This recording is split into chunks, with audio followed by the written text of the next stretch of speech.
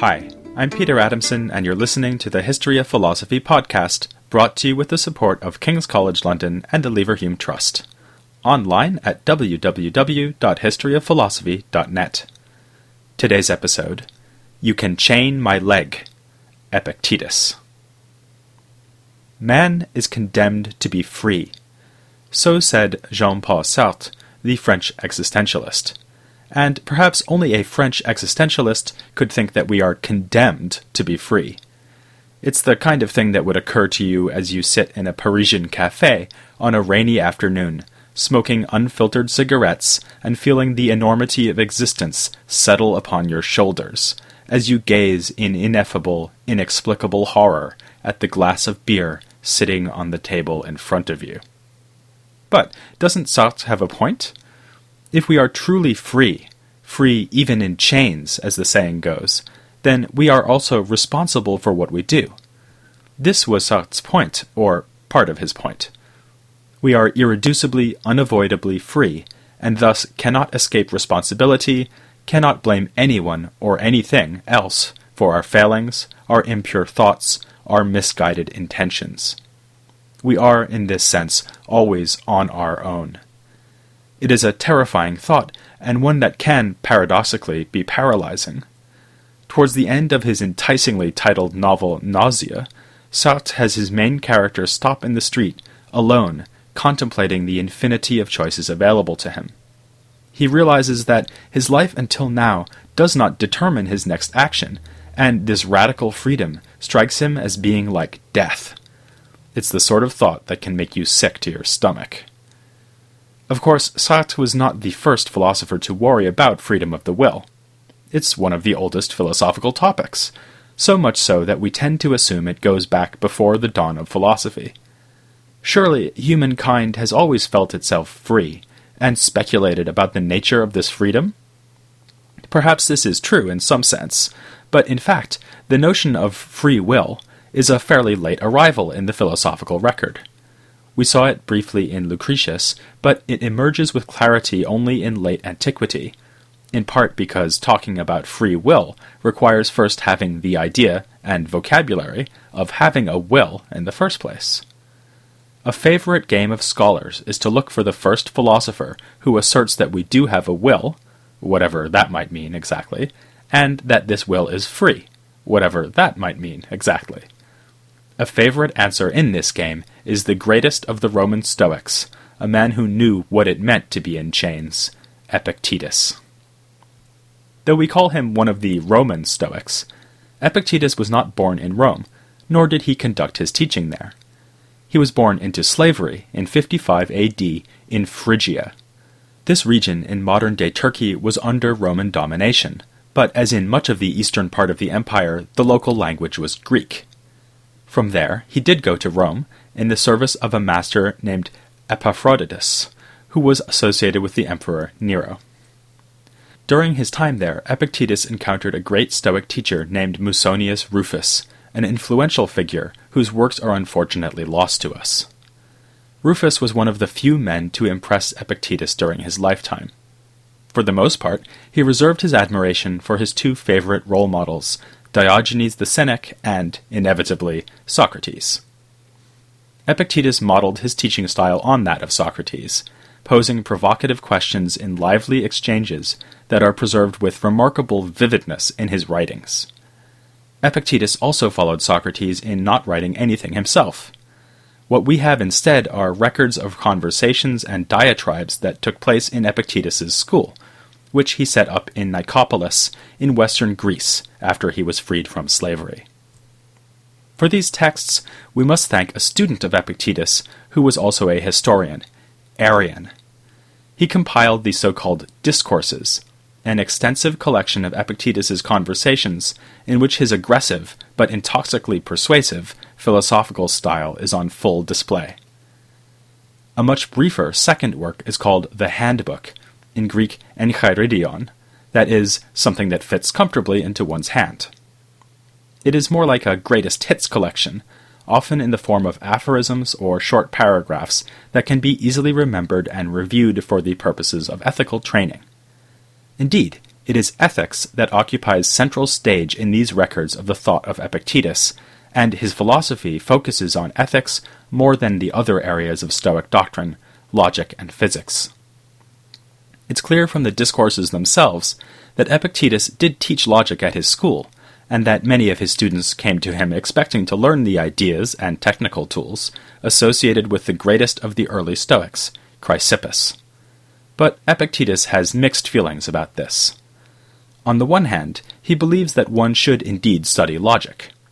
He even gives a brief proof of this, to the effect that anyone who contends that logic is useless will need to argue for its uselessness, but arguing successfully for this, or any other, claim means arguing logically. Usually, though, Epictetus brings up technical issues like logic in order to chastise his students for concentrating on these things instead of seeking to become better men. In one typical passage, he advises a student who wants to learn about Chrysippus's solution to the liar paradox that he should go hang himself, unless he also wants to become good. This isn't the only passage where he suggests that one of his listeners should go kill himself. He also constantly addresses his students as slaves, an ironic allusion to his own lowly origins and a pointed reminder that, until the students achieve virtue, they are the true slaves. Epictetus makes the same point by lamenting that his students are not really interested in being Stoics, never mind cynics, a vocation that Epictetus describes as nearly unattainable for most men. A true Stoic or cynic is a philosopher with complete self-control, who values what is really valuable, who chooses in accordance with reason and nothing else. Given that even the people who have sought out Epictetus are, by his estimation, enslaved to their base desires, vain ambitions, and prideful self-delusions, the learning curve is bound to be a steep one. This brings us back to Epictetus's most important contribution to the history of Stoicism, indeed to the history of philosophy in general, his conception of choice, or the will. For this, he uses the Greek word prohairesis, which means deliberately choosing or preferring something. It's a word that had already been used by Aristotle in his account of voluntary action. Epictetus makes prohairesis the core of his ethical theory. Though this theory is definitely innovative, it is built on foundations laid by earlier Stoics. As we've seen, the Stoics described most of the things people value and esteem as being, in fact, indifferent. Such things as pleasure, reputation, wealth, and even health lack any intrinsic value. Only virtue, which guides the correct use of such things, is genuinely good and worth pursuing in itself. Epictetus adapts the theory by arguing that our virtue really consists in the right use of prohairesis, that is, choosing rightly. For example, money is in itself without value, but it acquires value when we choose to use it correctly. Epictetus has a powerful argument for this point, which again relates to earlier Stoic ideas. The Stoics had always rejected certain things as valueless because of their vulnerability. Wealth can be lost, beauty fades, family members and friends die. But virtue and knowledge are stable and invulnerable once achieved, and within our power to pursue and attain. These things are, as the Stoics had always said, up to us. Epictetus goes further by pointing out that it is really our power of choice, and only our power of choice, that is up to us. For instance, I can choose to go to the zoo to visit the giraffes, and that choice is up to me. But it is not up to me whether I succeed in reaching the zoo and seeing the giraffes. There may be too much traffic, the giraffes may have tragically succumbed to a virus, or a giraffe-hating tyrant may send his thugs to imprison me before I get there. Ultimately, I can completely control only the choices I make, the intentions I form. The situations to which I respond, and my degree of success in responding to them, can never be fully up to me. Of course, I may have all kinds of reasons, or apparent reasons, to choose one thing rather than another. A tyrant may attempt to compel me to obey him by imprisoning me, or saying he will execute me. In one of the most celebrated passages of his discourses, Epictetus imagines precisely this case. He envisions the tyrant threatening to chain us up, and says we may respond, "You can chain my leg, but you cannot chain my power of choice." Even my body is, on this way of thinking, a dispensable external thing. If the tyrant says he will throw me in prison, I can say, "No, you will throw only my body in prison." If he says he will cut off my head, I can shrug and say, "Whoever said that my head cannot be cut off?" The true philosopher, as we have seen, is the one who values nothing that is not up to him, and it is not up to me whether my body is in prison, whether I am decapitated. What is up to me is my choice. Nothing, whether the allure of the giraffe enclosure or the command of a tyrant, the promise of pleasure or the threat of pain, can force me to choose. Epictetus draws a parallel here between our power of choice and our power of assent. Just as no power on earth can force me to believe something that seems to me false, so no power can compel my choice. Now, I know what you're thinking. Epictetus has told us that our choices are up to us, and that the value of our lives consists only in using this power of choice well. He hasn't, though, told us what it means to use choice well. This seems especially puzzling if everything other than choice is indifferent. If it is really a matter of complete indifference whether I am rich or poor, healthy or sick, slave or emperor, then what difference does it make what I choose? In fact, how am I to avoid the despair of one of Sartre's existential heroes? If nothing outside of my power of choice is worth pursuing, then life itself begins to look meaningless. Fortunately, Epictetus does give us some further guidance. Like other Stoics, he endorses the goal of living in accordance with nature, and believes that we can use our reason to discern what is natural and what unnatural. In a passage I can't help admiring, he complains about men who shave their beards, since they are going against nature. The point is not as trivial as it sounds. In the ancient world, a beard was often the symbol of a philosopher. This, incidentally, is why the Emperor Hadrian, a great fan of Greek culture, decided to start going unshaven, to the alarm of his fellow Roman aristocrats. Epictetus also speaks of what he calls primary duties, the natural duties that fall to us in virtue of our family relationships, for instance. Two memorable passages in the Discourses concern the attitude a father should take towards his children. In one, a father has come to Epictetus and told how he fled from his own house out of dismay when his child was sick.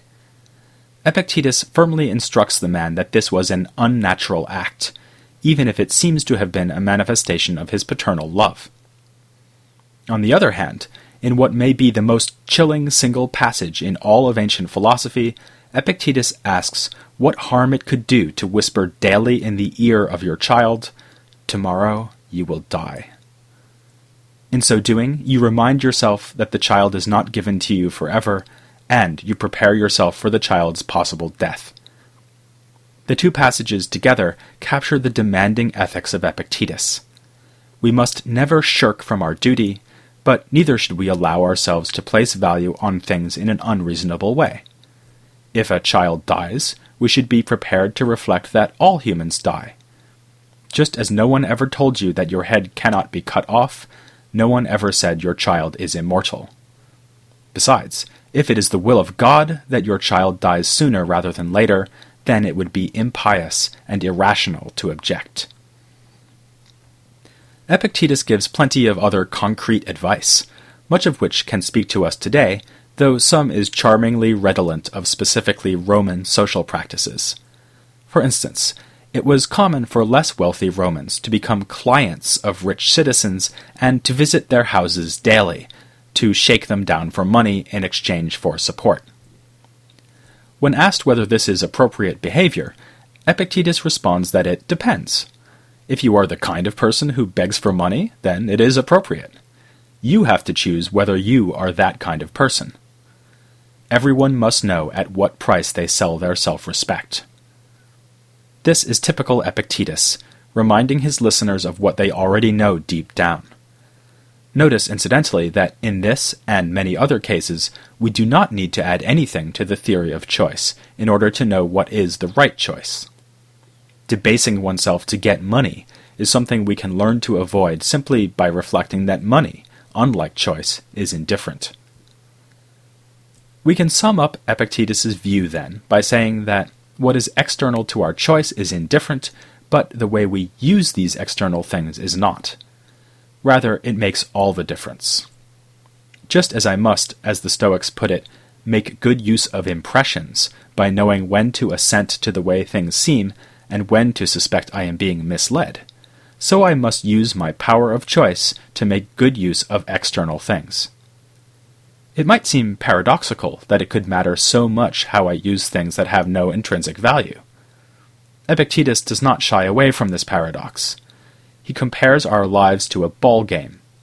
There is nothing more to being a good player than knowing how to use the ball skillfully, even though it doesn't actually matter whether the ball winds up in the goal or not. Another way of thinking about this is one borrowed from Socrates. Although money, health, and so on have no intrinsic value, they gain value in relation to choice, so long as the choice is virtuous. In a wonderful passage, Epictetus compares virtue to the magic wand of Hermes. This is a wand that can turn everything to gold. In the same way, virtue changes everything it touches into something good. In common with many other ancient philosophers, Epictetus has an ethical theory so demanding that it is hard to imagine how one might ever live up to it. But if anything characterizes Roman Stoicism, it is attention to the problem of how we make progress towards the goal of perfect virtue. Epictetus does, like the early Stoics, emphasize the gulf separating vice from virtue, but he is not satisfied with the early Stoics' pessimistic claim that everyone who lacks perfect virtue is wholly ignorant and may as well be insane. For one thing, he expresses a remarkably tolerant attitude towards those who are not even trying to attain virtue. He suggests that those who cannot be converted to philosophy should be treated the way we treat children. We humor them, cheerfully clapping along with them when they celebrate and patting them on the head when they are upset. As usual, Socrates is his exemplar. Epictetus alludes to the end of Plato's Phaedo, where Socrates first chastises his philosophical companions for lamenting his death, then expresses apparently sincere gratitude for the guard who is nobly weeping over the execution. In a way, Epictetus is even tolerant of wrongdoers. He sees them not as targets for vengeance, but objects of pity. Again, following Socrates, he assumes that wrongdoing comes from a kind of ignorance of the true good. An evil man is just an ignorant man, and putting an ignorant man to death is akin to executing someone for being blind and deaf. Besides, if you find yourself angered by wrongdoing, it is often because you share the values of the wrongdoer. Suppose someone steals your money. If you cannot face this with calm composure, it can only be because, like the thief, you think the money is well worth having. Instead, you should remember that the money was never yours in the first place. Only your choice is truly yours, because it is the only thing that cannot be taken from you. Thus, Epictetus reserves his harsh judgments for those who say they want to become good. They are the only people who have any chance of benefiting from his tough love, and because the ethical teaching he offers is so rigorous, only the most rigorous of regimes has any chance of succeeding. He also tells us to be on guard against cultivating a show of virtue, so that we can show off how virtuous we are. As an example of the kind of training that might work, he likes the following suggestion. On a hot day, when you are extremely thirsty, take a mouthful of cold water, then spit it out, and tell no one what you have done. As you might expect, not everyone who comes to Epictetus for help is able to benefit from this sort of advice. As we've seen, he complains that his students are hypocrites, and several times in the discourses he's shown refusing to engage with his listeners because he thinks they will be unable to benefit. At one point, he imagines a frustrated visitor to his philosophical school going away and complaining, "I met Epictetus, and it was like talking to a stone." This may itself be a cunning strategy. Epictetus mentions that his own teacher, Rufus, was in the habit of harshly sending people away simply to test their determination to learn from him. When would-be students fail to learn from Rufus or Epictetus, the blame does not rest with the teachers. But let's suppose that you, being a better sort of person, have gone to see Epictetus, or read the discourses, or perhaps just listened to a podcast about him, and you're now persuaded that you should value nothing but your own power of choice, and accept the will of God, always ready to give back immediately whatever has been given to you, whether it is wealth, family, or life itself. Will you instantly become a perfectly wise sage? Of course not. Like the Epicureans, the Stoics, and especially the Roman Stoics, put great stress on therapeutic training, a lifelong journey of self-discipline. Epictetus is recorded in the discourses as advising his students to review their Stoic principles daily. That his words did not fall entirely on deaf ears is shown by the next great Roman Stoic, a man who wrote down ideas influenced by Epictetus in a daily ritual of self-examination. Yet, in terms of his biography, our next thinker could hardly have been more different from Epictetus. Epictetus was a slave, whereas this philosopher was quite literally master of everything he surveyed. He was, in fact, the most politically powerful philosopher who has ever walked the earth. He was Marcus Aurelius, and he'll be the topic of a royally entertaining podcast next time on the History of Philosophy Without Any Gaps.